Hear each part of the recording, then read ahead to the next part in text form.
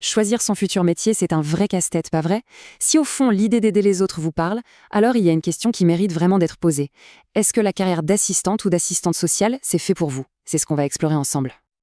Avant de plonger dans le sujet, juste une petite info. Cette présentation vous est proposée par Trajectoire, notre centre d'orientation scolaire et professionnelle, ici en Belgique. Allez, on rentre dans le vif du sujet.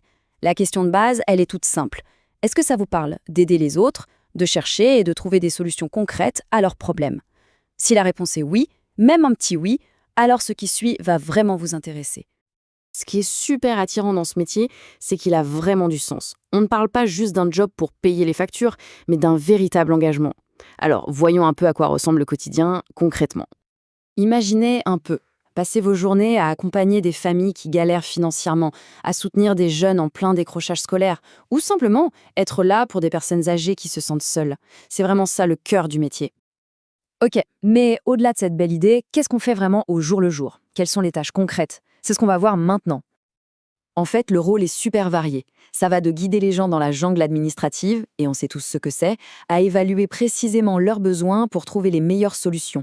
Et puis, il y a tout ce travail de réseau, faire le lien avec les médecins, les écoles, la justice. C'est un peu comme être un chef d'orchestre du social. Et pour bien illustrer ça, rien de mieux qu'un témoignage, écoutez ce que dit Chloé, qui travaille en CPS. Aider les gens à retrouver leur autonomie, c'est une vraie satisfaction. C'est un métier exigeant, mais tellement enrichissant. Ça résume tout, non? Derrière la difficulté, il y a cette récompense immense de voir les gens s'en sortir. Bon, maintenant, la grande question, est-ce qu'on a le bon profil pour un métier comme ça, pour faire face à ces défis et connaître ses satisfactions? Regardons un peu les qualités qui sont vraiment indispensables. Alors bien sûr, l'empathie, l'écoute, c'est la base. Mais attention, ça ne suffit pas. Il faut aussi une bonne dose de patience, de la diplomatie, être super organisé pour jongler avec tous les dossiers et surtout avoir une sacrée résistance au stress. Évidemment, la discrétion, c'est la règle d'or, c'est non négociable. Et puis, il faut être honnête, comme dans n'importe quel métier, il y a les plus et les moins. D'un côté, on a un job utile, avec un contact humain hyper riche et une bonne sécurité de l'emploi. De l'autre, il faut s'attendre à une charge émotionnelle qui peut être lourde, à des situations parfois très dures, et oui, il y a un risque de burn-out si on ne fait pas attention à soi. Alors, face à cette balance, la question se pose, est-ce que ces défis vous semblent être des montagnes infranchissables ou plutôt des challenges que vous seriez prêt à relever? Se poser la question, c'est déjà un super premier pas. Mais parfois, notre intuition seule, ça ne suffit pas pour faire le bon choix d'orientation. Le truc, c'est de confronter sa propre perception, ses propres idées, à une analyse un peu plus objective. Et c'est là que Trajectoire peut justement vous aider. Pour aller plus loin dans la réflexion, il y a un quiz de compatibilité gratuit sur leur site trajectoire.bo. Et attention, petite précision importante, Trajectoire, ça s'écrit avec un K. C'est vraiment un super outil pour faire le point. Ok, imaginons que le profil colle, que ça vous parle vraiment. La question d'après, c'est concrètement comment on y arrive. C'est quoi le parcours de formation en Belgique pour devenir assistant social? Le chemin est assez bien balisé en fait. Il y a 3 grandes étapes. D'abord, il faut avoir son CESS. Vous savez, le fameux CESS. Ensuite, il faut s'engager et réussir le bachelier en travail social qui dure 3 ans. Et enfin, et c'est une partie cruciale, il faut valider des stages sur le terrain.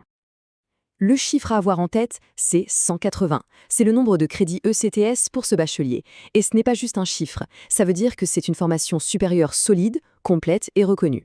Elle mélange super bien la théorie, on y voit du droit, de la psycho, de la socio, avec la pratique qui est juste indispensable. Très bien.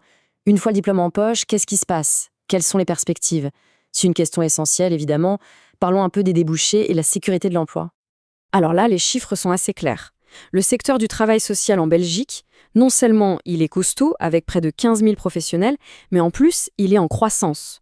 Chaque année, il y a plus de postes. Donc c'est un domaine qui offre de vraies opportunités.